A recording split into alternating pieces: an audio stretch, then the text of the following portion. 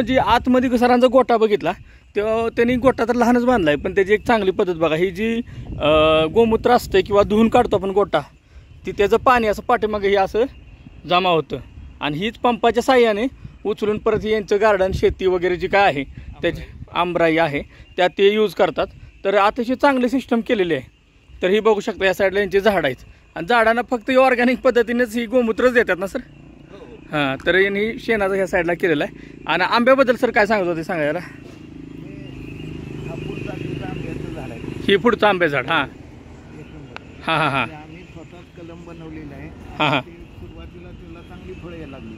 बरं. मध्ये 4 वर्षापूर्वी हां ते वाटल्यासारखं झालं होतं. बरं. मग आम्हाला वाटलं आता काढायला लागतंय का काय, पण हे गाईचं गवतं त्या झाडाला दिल्यामुळं त्याच्यामध्ये चांगली इम्प्रूव्हमेंट झाली, सुधारणा झाली. हां सुधारणा झाली आणि आता यंदा मोहर पण लवकर आणि चांगला आलेला आहे. हां हां हां म्हणजे जी आपण बाकीची इतर रासायनिक खतं घालण्यापेक्षा गोमूत्राचा उपयोग केलेला कधीही चांगलाच. चांगला. ठीक आहे धन्यवाद साहेब.